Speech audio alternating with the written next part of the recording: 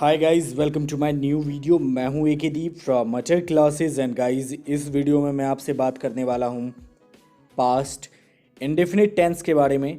Last videos में मैंने आपसे प्रेजेंट के बारे में बात किया था, present indefinite, continuous, perfect and perfect continuous tense के बारे में, राइट, प्रेजेंट के। So guys past indefinite tense को समझते हैं अब। तो गाइज इसके जितने भी हिंदी सेंटेंसेस होते हैं उसके मेन वर्ब के साथ आपका होता है लिया, दिया, किया, आया, गया, दी, की। मतलब दी या की या का सेंस आता है, ठीक है। और याद रखना है कि ऐसे टेंसेस और सेंटेंसेस के एंड में हमेशा था, थे, थी का यूज़ करना है, क्योंकि ये आपका पास्ट में है, पास्ट में बात कर रहे हैं, पास्ट इंडेफिनिट टेंस है, तो इसमें हमेशा लिया था, दिया था, किया था, आया था, गया था, ये सब लगा होगा।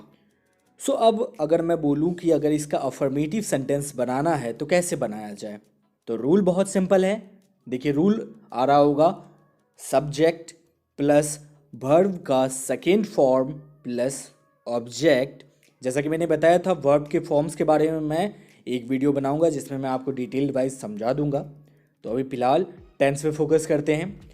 तो अफर्मेटिव प्रेजेंट इंडेफिनिट टेंस के अफर्मेटिव का रूल है सब्जेक्ट और वर्ब का दूसरा फॉर्म फिर ऑब्जेक्ट, ठीक है। तो सेंटेंस देखिए, कुछ सेंटेंस मैंने दिए हैं स्क्रीन पर। ही केम, वह आया। ही वेंट टू स्कूल, वह स्कूल गया। सी रोट अ बुक, उसने एक बुक लिखा, उसने एक किताब लिखी। आई सॉ अ टाइगर, मैंने एक टाइगर देखा। ये तो अफर्मेटिव हो गया। लेकिन अगर निगेटिव बनाना है तो कैसे बनाना है, देखिए निगेटिव में रूल थोड़ा चेंज है, ठीक है। क्या है, तो सब्जेक्ट प्लस डिड, जी हाँ डिड लगेगा क्योंकि ये हेल्पिंग वर्ब है, plus not, did not, plus इसमें अब वर्ब का कौन सा फॉर्म, फर्स्ट फॉर्म यूज होगा, सेकेंड फॉर्म यूज नहीं होगा, प्लस ऑब्जेक्ट। मैंने आपको टेंस चार्ट पढ़ाते वक्त बोला था, राइट, याद है आपको। अफर्मेटिव में हमेशा प्रेजेंट इंडेफिनिट टेंस के अफर्मेटिव में हमेशा वर्ब का सेकेंड फॉर्म यूज होगा, सिर्फ और सिर्फ उसी में अफर्मेटिव में, एंड रेस्ट सभी में V1। तो निगेटिव का रूल फिर से, subject plus did plus not plus verb का फर्स्ट फॉर्म प्लस ऑब्जेक्ट। तो सेंटेंस देखते हैं। ही डिड नॉट कम, वह नहीं आया। He did not go to school, वह स्कूल नहीं गया। She did not write a book, उसने एक बुक नहीं लिखा। तो देखिए अब गौर करने वाली बात यहाँ है कि ये वर्ब के सारे फर्स्ट फॉर्म लगे हुए हैं, right. I did not see a tiger, मैंने एक टाइगर नहीं देखा। आई होप ये तो समझ गए होंगे। आगे आपको और भी सेंटेंसेस दूंगा तो आपको समझ में और क्लियर हो जाएगा, ठीक है। इंटेरोगेटिव, तो रूल मैंने जैसा कि आपको प्रेजेंट में बताया था कि WH वर्ड का, WH फैमिली का वर्ड यूज़ करना है, फिर हेल्पिंग वर्ब कौन सा, डिड, प्लस सब्जेक्ट, और सब्जेक्ट के जस्ट बाद नॉट अगर आपका नेगेटिव सेंटेंस है, प्लस वर्ब का first form plus object and then question mark, right, क्योंकि इंटेरोगेटिव है, सवाल पूछेगा।